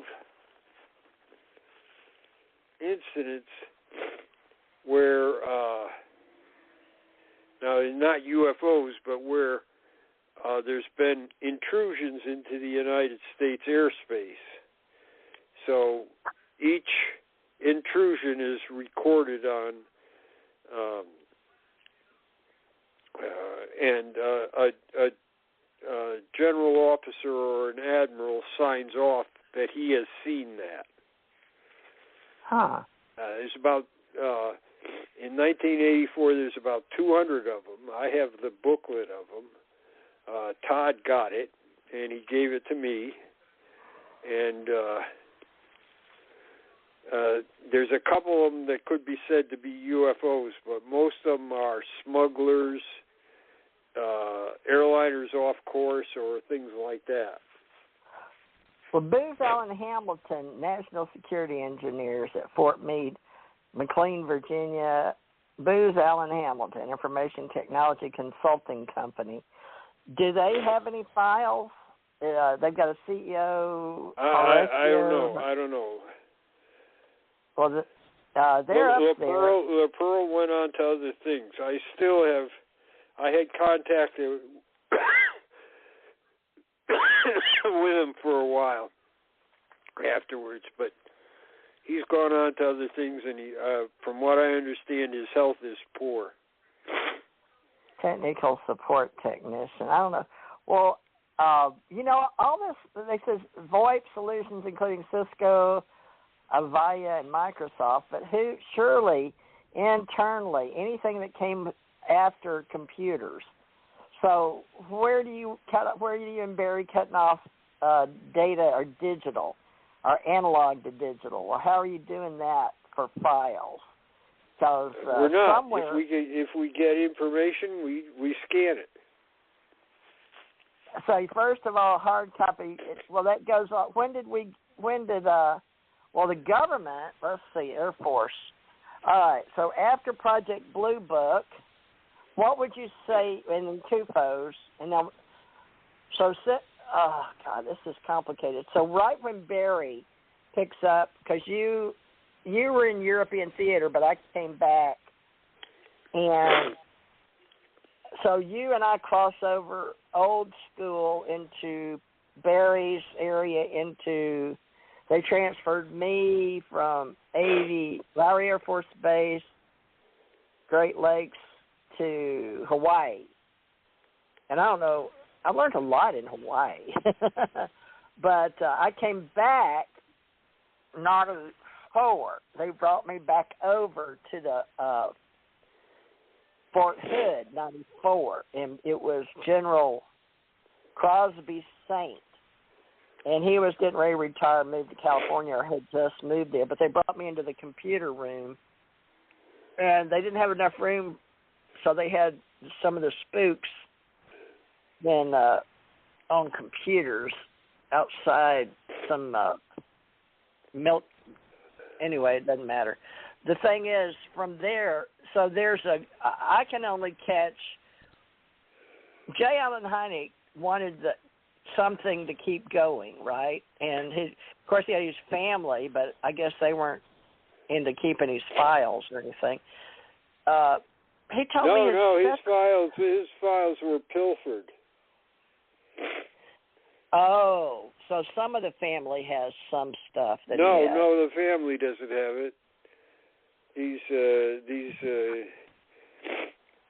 like I said, he took 1,000 cases from CUFOS when he left. He went down to Arizona, and this is favorite cases, you mean? 1,000 cases to Arizona? The ones that he thought were the most important. He said, "I'll keep with me." Yeah. Well, now, some of them, I think some of them he just copied, but some of them he actually took the cases out of the CUFOS files because Willie Smith had some of these cases in his files. Darn it. And they Willie weren't at CUFOS, so the thing. I'm so confused. Okay. So Willie Smith had some. He had some. Well, where did me and the secretary come in? I thought we were putting together a business in Colorado. He was led to believe that there was a millionaire that wanted to support his work, so he was going to have the International Center for UFO Studies based in Arizona. In Arizona? Yeah. It wasn't Colorado. Why do I keep thinking Colorado? I don't know, but whatever happened. Arizona. Is that the international that we were going to do? It was an international. He was going to have an international organization, and this couple got a hold of the APRO files, and they got part of Hynek's files. APRO. Okay, that was the couple in Wisconsin, right? Yeah, well, they started off in Wisconsin. They ended up down in Arizona, too. Okay, this is so strange why they keep bringing everything to Arizona. So, who was Arizona? Oh, that was Senator McCain. John Reed, was he? Now, he was Democrat LDS, but what state did he represent?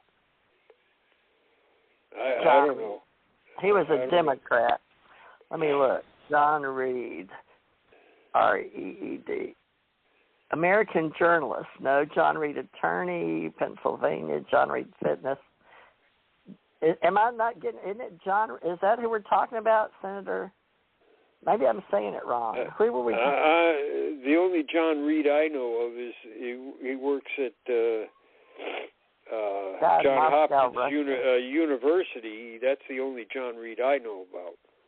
Oh, I'm a journalist, so ufologists too. But Harry Reid, okay, the journalist. He was a communist in Portland, Oregon, and died in Moscow, Russia. American journalist. Well, we'll get those journalists in there, folks. Okay. So Harry Reid is who I'm talking about. Harry Reid is from Nevada. He was a senator from Nevada. All right. So Las Vegas, Nevada, and that's where we got Area 51, in and out of there, Janet Airlines, blah, blah, blah, S4, all that stuff. Okay, that's Harry Reid. Now, Mitch McConnell was key, but that just happened to be where my husband landed, and that's how I wound up doing 20 years and back in Kentucky. Let's see. All right, but with you, so that's how I've got drug into that international. That was J. Allen Hynek, and you're telling me the whole time it's been Arizona? So that makes sense now, because I've been involved That's with where Arizona. he retired to. That's where he retired to. And they were going to get support from a millionaire who was, and it never materialized. Yeah, that's what he was talking to and me these about. two people that were working with him on this idea, they were supposed to have some kind of a big UFO documentary too. They got Hynek's files. They didn't get everything. I mean, obviously, Willie Smith got some of it, but... Oh, he died in Scottsdale. Oh, my gosh, that makes sense, because I've been with that Wild West, even though I was in Kentucky. Man, and Carla Ruckert and I, we were both in Kentucky. You remember that guy, Don Elkins, at the University of Kentucky? See? No, I don't know who that is. That's more with the Monroe Institute, CIA, Stargate, all that. That's the Russian side of the brain, the intuitive, life after life, near-death channeling, galactic versus hardcore blue book, which is what they wanted, the mechanics of Joseph, as they were talking about, Allen, Allen Hynek, Hynek, American astronomer,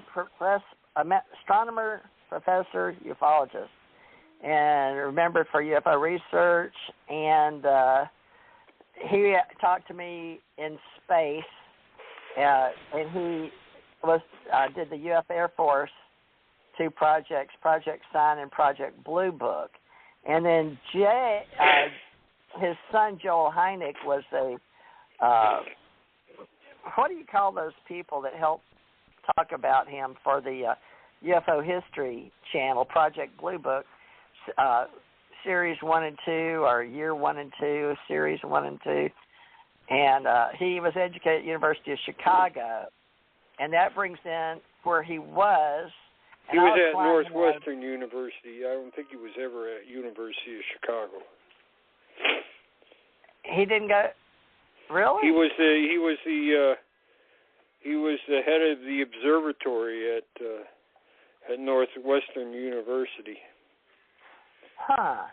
Well, then they've got it wrong on Google, but that doesn't surprise me. He might have been at University of Chicago for a short time, but 31. It says his big career was at Northwestern. He was at Ohio State before that. Well, you know more about him than they put out here. It says University of Chicago Private Research University, 1890. Said he graduated from there in 31. That didn't make sense. We'll have to get that. No, that's too. He wasn't that old. That's another Hynek. That's got to be another Hynek. Let me go backwards. It says University of Chicago, but I'm reading off of. It says born 1910, Chicago. He wasn't in 1890. He wasn't going to school at the University of Chicago then. No, that must be when it was. It says born May 1st, 1910, died April 27th, 1986. So I had to meet him in 85 and 86 between Colorado, Edwards Air Force Base, and Chicago. But I bet he's the one in Lowry Air Force Base that came out to talk to me. He had a hat on in the car by himself. I thought he looked sort of German, but he does with that beard and stuff. I don't know what's going on with this. All I know is that I said okay, but I didn't know what I was agreeing to. So that figures. I always did that in the military. Sure, I'll volunteer. So apparently, Mimi Curtis Hynek. Mimi Curtis Hynek. That was his wife's name, right? Right. Okay, so Iden Gillen plays him on Project Blue Book, and then who plays Mimi? Spouse to Jay Island Hornhanick, 42 to 86. So they were married quite a while before they got divorced, right? No, wait, she was married to him the whole time until he died. Right. 42. Yeah. All right, well, you saw the Project Blue Book, but you weren't called in for the movie, the guy that wrote the script. And I just saw something on him. A couple of guys wrote the script, sold it, and then got somebody to produce it. But now I can't find it. History, Project Blue Book cast. Yeah, but that script is all fiction. Well, they did it's based on the truth. They actually did some. It's not based on much truth. It's based on a little truth. Well, the actors had to do their own research, and they had his son on there as far as the characters go. You know, but it's basically woo ufology. It's woo ufology, yeah. Yeah, woo-woo. It's not. I mean, you know. Well, unfortunately, Hollywood will slant which way it goes. So at least they know who the characters all were. these guys that make documentaries and stuff, they're never satisfied with the truth. They want to make it more exciting and hype it up. Well, and that's for the story value, yeah, of course, for the entertainment value. So the truth is more interesting than anything that these characters could write. Well, if you had time, you could write a script and try to sell it. Well, I'm not going to do that. I don't have another lifetime. I got just this one. I don't either. Coming to an end. We're checking out. So, folks, if you don't get us now, we're on our way out. About your cancer and how you're going through all this stuff. I hate to do it to you, but for the sake of Project Blue Book, you were a historian. Explain the difference to everybody that's been watching this Project Blue Book. You know, when did it come out? 2018 on the History Channel, IMDb stuff. Well, the History Channel hasn't. You know, there used to be some really good used to be some material on the History Channel, but it's deteriorated over the years. Well, it's entertainment. It's not classified, really. It is history, but it is. Well, they're in the entertainment They had Billick talking about T2 and TID and ATIC, and we interviewed Billick, and that was an excellent, outstanding documentary that they made. Now they can't make a documentary to save their lives. Well, that's why we're doing our own stuff now. Right. So we're going to have to put you on YouTube I mean, now. the one with Billick was like the unofficial historian of Air Technical Intelligence Command, and they did a documentary that he was in, and he supplied the information, and that was. We had interviewed him before that, and the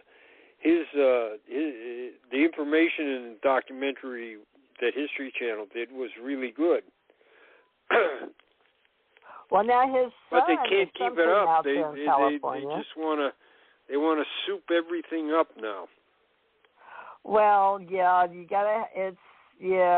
that's got a lot to do with writing content and the scripts. It's got to have some action, and you got to have the antagonist. I liked the script actually, but I do not understand, and I empathize with all those that are strong historians that have sunk their lives into the real history. So they didn't have time to go do that. What they did is the guys that wrote the script, as far as I know, they looked at a few books.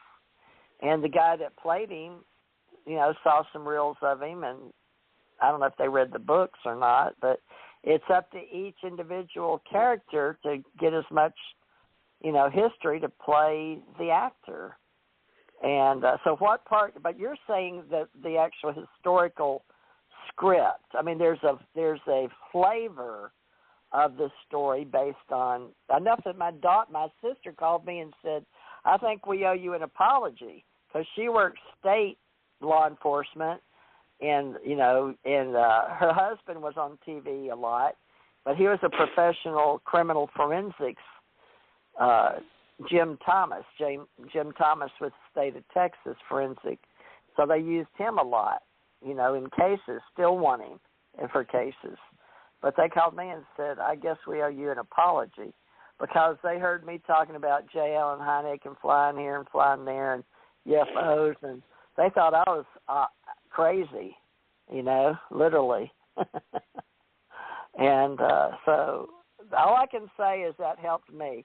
Now, I know Men in Black stories and how you stop stuff and start stuff, brains and all that stuff, but, that's spook stuff or privileged neuro stuff, But you're more like Edward Ruppelt. Now, so one of the guys did read that book, I think, or there wasn't much on him for them to get.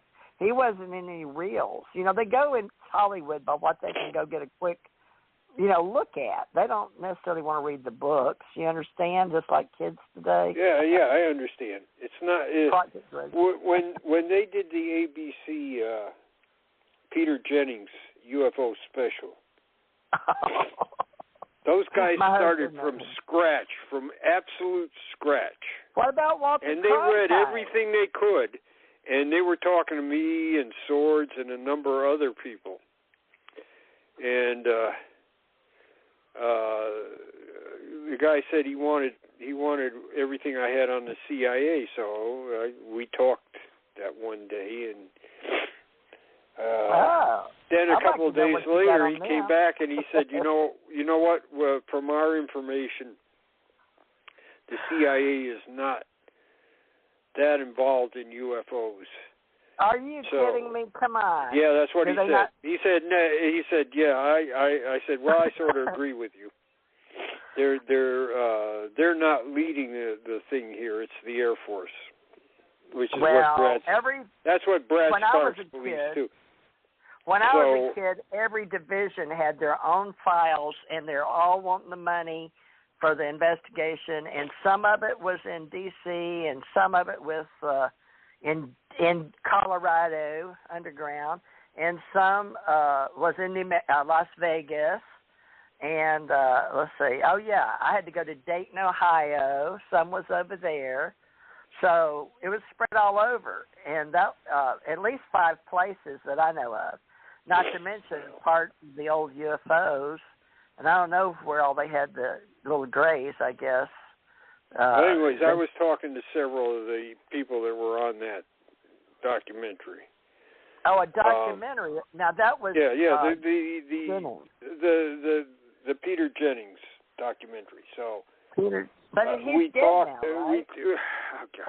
We talked, and okay, so. He says the CIA seems to be like, that's not the place we should put the information here. Ooh. So I said, well, if you don't, I said, I think the Minot case is probably the best case you could work with, but it's very complicated. And I said, you don't have to believe me on anything I've said. And he said, we don't believe you, but we checked everything. We checked everything you said, and it all came out right. That's the reason we're still talking to you and Michael Swords and Barry Greenwood and Tom Tulane. That's the reason we're talking to you still, because everything you said we've been able to check it out. And I said, that's refreshing. I said, that's refreshing because you're actually checking out everything that I said, taking my word for it. he said we wouldn't be talking to you if we didn't. So they decided when they talked to Tom Tulane about the Minot case, they decided they were going to start from the beginning, go back and redo everything that we did, talking to the pilots and the radar officer and the ground people and everybody. And so when they did that special where they did the Minot thing, it was just as good as what we had investigated. There wasn't anything to make it more exciting, or it was the actual facts. They did it from scratch. They took it all the way back. They didn't trust anything we said. They did it all themselves again. That's real journalism. That is real journalism. Finding a fact. Just get the facts, man. Okay, who, what, when, where, why, how, and how much, and how many sometimes. All right, so Peter Jennings. Now, let me ask you this. This Tom Tulane dude, spell his name you're working with, because I can't find him Googling him right now, so I'm doing something wrong. Tulien. I've asked you that before. So look at Sign Oral History Project. Oh. Google that. We can get to that from your Project 1947 and put your link on our UAP Associates. Oral Tradition and Book Culture. All right. So that's a library, interactive. Man, you almost got it. You know, it's getting so bad that it's so much stuff out there, folks.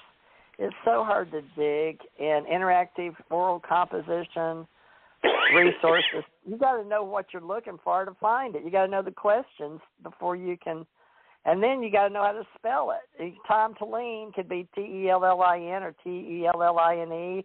And you're talking about Tulen. Is that what you said? Yep. And I don't even see it come up. Is it my Google? I'm Googling it. Tom Tulane, Sign Oral History. Nothing. No, don't. Just use Sign Oral History Project. Oh. Why, they don't like Tom? Is this Sign Oral History Project? All right, so all these bots and algorithms and just hashtags, there used to be keywords. Let's see. Sign Oral History Project. By itself in Google. We went over. I didn't even notice. Hold on, I'm going to try to find it. We're going to have to do this again sometime soon. Well, just remember, folks, they do the best they can when they're writing television. At least it gets you looking, but it's not in-depth historical values. Is all we can say. It gives you the flavor of something going on, but it doesn't give you the real in-depth history that investigators do. And so our investigative reporters like Peter Jennings. So you were called in as an expert. He died at 67. No, I was called in to, I don't think they considered me an expert. They just considered me somebody that could somebody's they didn't pay me or anything. I just agreed to talk to them. So did Michael Swords, and so did a couple other people. And they told me they had talked to a number of people. And they said they just couldn't trust them. So that's why historical group. Yeah, that's why they continued talking to me. Yeah. They said they just didn't. There's a lot of ufology, and they settled on they settled on the Minot case because most of the witnesses were still alive, and they were able to interview these guys, and they had Tom's interviews with the Minot witnesses, and they said the same thing. Now, this Sign Historical Group obviously is being hidden pretty well, so I need to get it and punch it up a little bit in today's modern time. These people get buried, folks, and these. So the Sign Historical Group is buried pretty good. Tom, Tulien, 2545 Pillsbury Avenue, South Minneapolis, Minnesota. Now, it says he can be reached at AOL and a 612 number. Jan Aldrich, she can be reached at Project in 860-546-9135. Do you still want this information out there? I don't care. It's fine. It's fine. You know, people call me with leads all the time. Well, but is this your phone number, 860-546-9135? Yeah, that's my home phone. Oh, my gosh. All right. Well, you're as bad as me. All right. Well, then. Well, I don't care. I've used it for over 40 years now, and you know, it's people call me all the time, you know, and I get leads on that. So that's though I get a lot of spam and stuff. Okay. I like to use that one because it's been available for so long. All right. Well, let me put it back out here again and catch you up on search engine optimization and keywords and all that. So you know, I talked to this one guy when he went into the Air Force, he was an officer, and he was an adjutant. So when I talked to him, I told him, well, I'm enlisted, and I said, and I was assistant adjutant in a unit commanded by a full colonel, and I said, now that's pretty strange and weird, and he said, yes, it is. There's not very many enlisted people that are ever appointed as adjutant. That's kind of dangerous. And I said, I had to trust. And so since he was an adjutant, he knew what I had done too. He gave me his UFO. He was looking to talk to somebody about UFOs, and he gave me his UFO sighting because of that. Well, I've got because you of now. That strange thing that you got an enlisted man that's has an adjutant's title. Well, I got you now, Jan. I got you covered. I've lost my Jan's others and MUFON, but I still got Jan Aldrich. Folks, CUFOS, signed Project 1947, and he even helped us in ACO, Alien Contact Organization, our radios, and we've got a few e-book, oral books, at least history of him on here. And I hope you've appreciated what he's done, because we're getting to the end of our twilight years here on the planet. So I'm hoping he and I will be around another till we're 135. But, you know, we're working together. We're about the same age, give or take. He won't tell me how old he is. Don't we have I have your press kit somewhere, but let's update your press kit for you on TJ Morris Agency, folks. If you need to have some stuff done with us, UAP Associates, E-Force Agency, OSI, Open Source Intelligence. We're pushing for helping all people but Jan Aldrich and Barry Greenwood right now, and helping get them some volunteers in New Mexico. So hopefully I'm going to get Ken, Ralph Kennedy Johnston, and Norio Hayakawa, and any of you old guys out there that want to help our veteran volunteers. So we're going to set up a Navy veteran volunteer, not Navy, we're doing joint. We're doing more than joint, and Bob Dean and all of us work in European Theater, Allied Command, Intergalactic Relations, and we're going to take on the whole world. And Jan Aldrich is our fearless leader, ufologist, historian. So, Jan, you've been most giving of your time on planet Earth. You're a good man. You're a good 50-year man. Me too, government folks. And we've done GS, enlisted officer, historian, you name it. Just we don't call us late for dinner. Well, I'm hungry, that's right. Jan. Don't get between me and food. That's for sure. I'm the same way, folks. That's the one thing we learned. We were military. We could put away a meal in less than 5 minutes. All right. Thank you, all you military out there proudly serving. We're looking for all our volunteers that have served in service. We don't care. You know, you took an oath of office. We'd like to have you, and we've got things to do. If you got some time to fill, give me a call or Jan a call, and we'll be right here at your UAP.associates and TJ Mars CT Radio. Well, that about does it for this week, and I don't know if you want to do, you think you'll be alive next month? Will you want to do one a week or come back the first week of May, or what do you want to do? Yeah, just let me know when I could probably do anything. Awesome. All right. Well, we got that Ace Folklife, too, for all kind of other historical value.